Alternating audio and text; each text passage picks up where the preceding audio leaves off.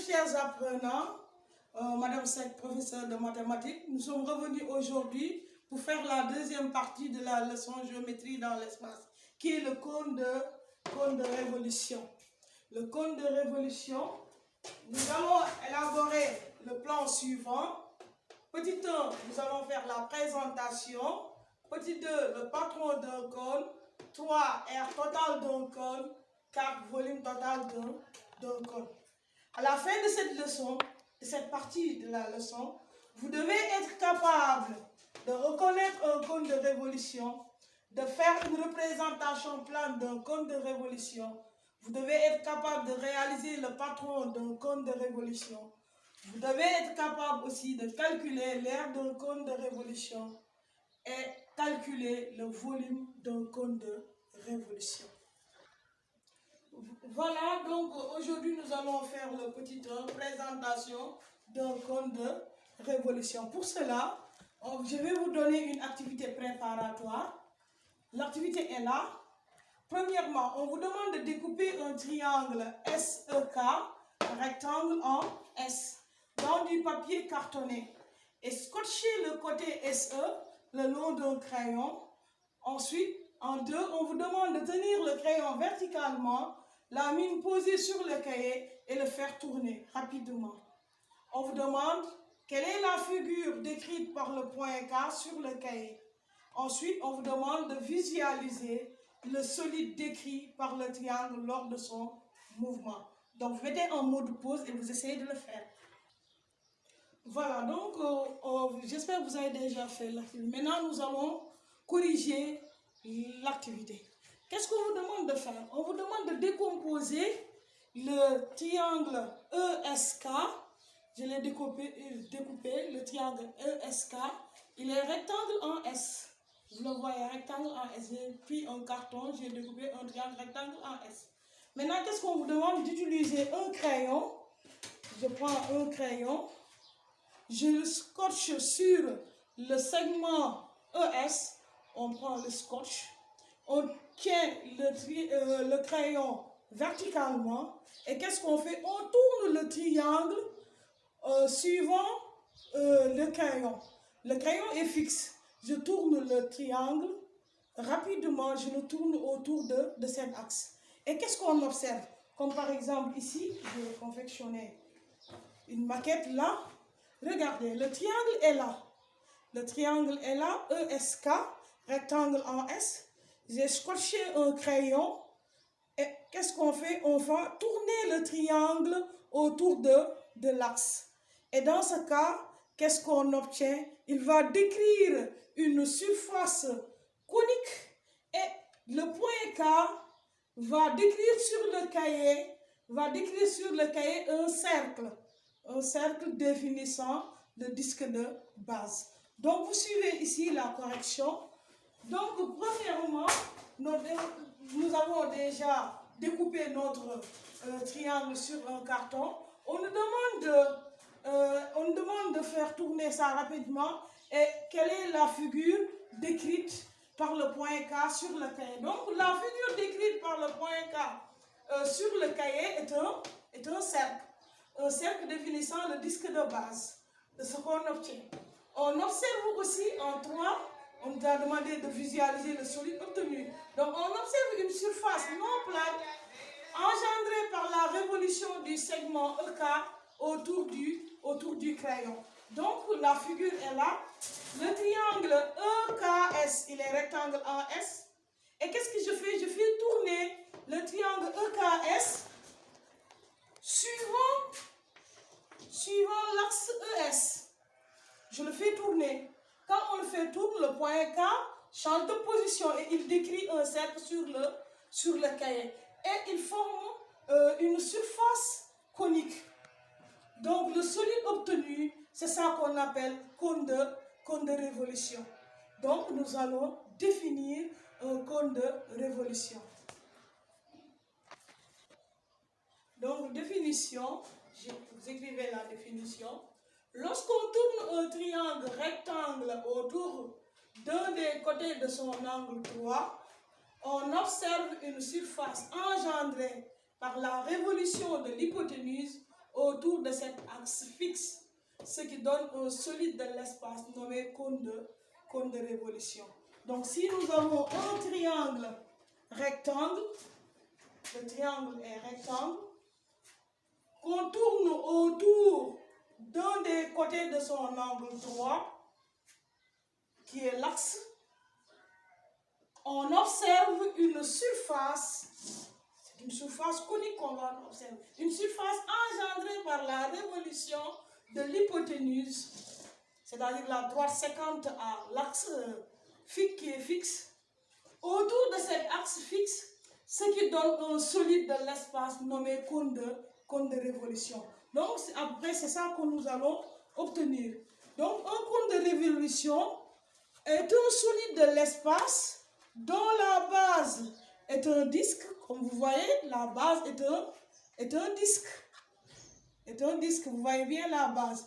Et la surface engendrée qui est non plane, regardez, c'est une surface conique qui est là qu'on va appeler qu'on va appeler face latérale.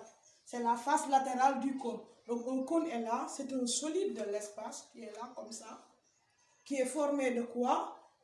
D'un disque de base et quoi? D'une surface non plane qui est la surface latérale. C'est ça un cône. Ça c'est le sommet du cône. C'est un point qui n'appartient pas au plan de la base. Ça c'est le sommet.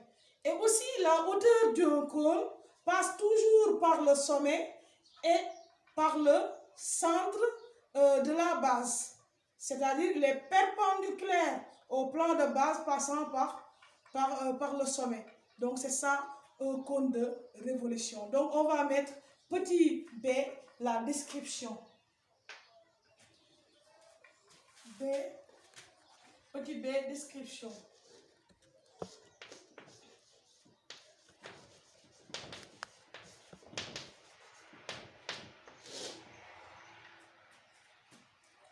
Un cône de révolution, un cône de révolution est un solide de l'espace formé par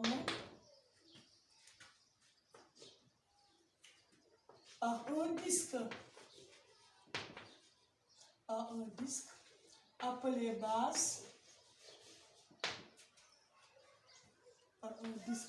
base, c'est la base du cône. Par quoi encore? Par une face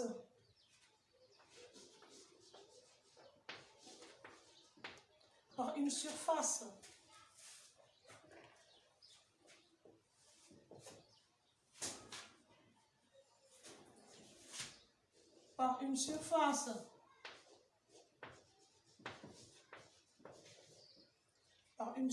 conique. C'est une surface courbe appelée la face latérale. La face latérale. Et quoi encore? Un sommet S. Par exemple, un sommet.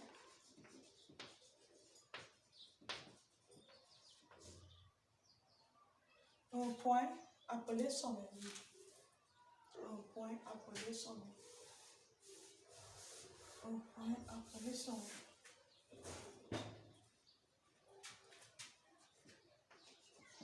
Un point appelé sommet.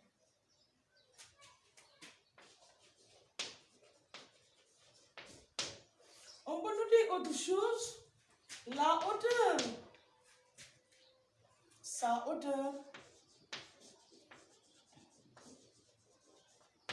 sa hauteur,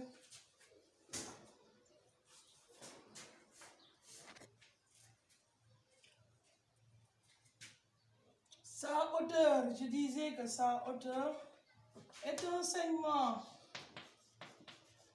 est un segment de droite, joignant le sommet du cône,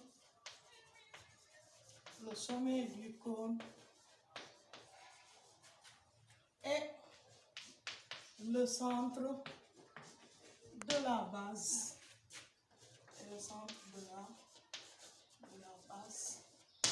Voilà, donc nous allons voir petit c, la représentation plane d'un cône de révolution.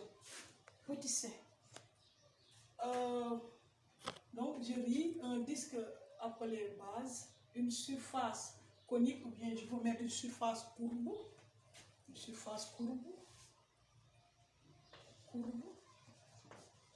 appelée face latérale, un point appelé sommet, sa hauteur, qui est un segment de droite joignant le sommet du cône et le centre de la base. Voilà, donc on va mettre petit c, la représentation plane,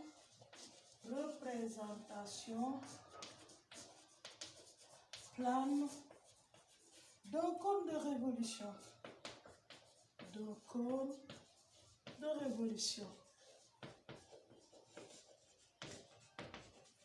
Voilà, donc nous allons faire la représentation plane. Pour cela, j'efface ici par rapport à l'espace. C'est représentation plane d'un cône de révolution. Donc nous allons représenter le cône qui est ici en dimension 3. Nous allons le représenter en dimension 2 sur le plan. Donc pour cela, je vais essayer de tracer la base. Je fais comme ça d'abord. Je trace le diamètre du disque. Par exemple, le diamètre du disque, je prends 3 cm. Je prends le milieu et là, c'est le centre. Par exemple, je l'appelle O. Je trace la hauteur. Je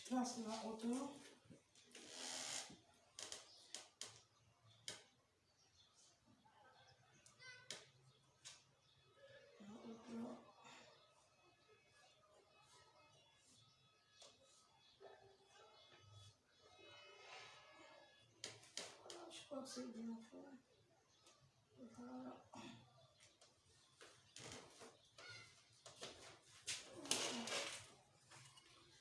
Supposons la hauteur est là. Là c'est S. Je prends un point. Voilà le sommet S. Maintenant sur la hauteur, je vais choisir 2 points sur la hauteur. Le premier point que j'ai choisi de rayon ici, je fais un arc de cercle. Ensuite, je prends ici un autre point, supposons là, de rayon ceci, même rayon.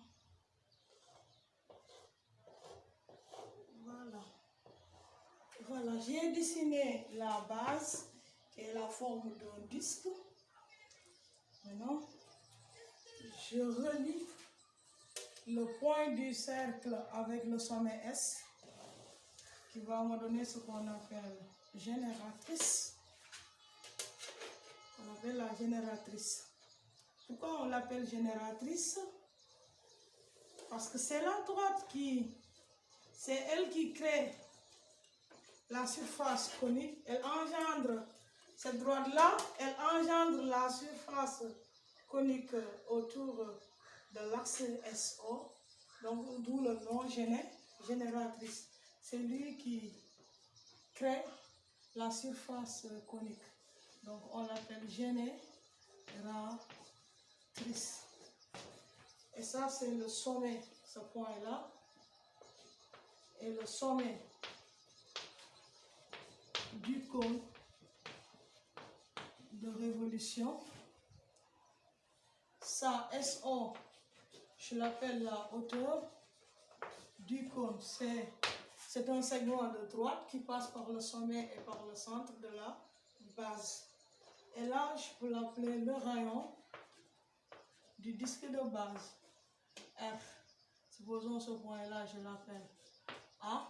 Donc, OA est le rayon. Donc, ça aussi, S, par exemple, si je l'appelle B, est une génératrice aussi. Donc, une génératrice, c'est quoi? C'est un segment qui relie le sommet et un point du cercle définissant le disque de base. Ça, c'est le disque de base. La base est là. La base est là. Qui est un disque. Voilà. Donc, là, on le met en pointillé. Voilà. Parce qu'on ne le voit pas. Voilà. Ça va. Donc, c'est ça une représentation plane. Une représentation plane d'un cône de révolution. D'un cône de révolution. D'un cône de révolution. Maintenant, il y a une relation qui existe. La hauteur SO du cône, OA le rayon de base et SA la génératrice. Regardez, puisque la hauteur est perpendiculaire au plan de base, donc ici je peux dire SO est perpendiculaire à OA. Donc dans le triangle SOA, on peut appliquer le théorème de Pythagore qui va nous donner, donc je vais mettre relation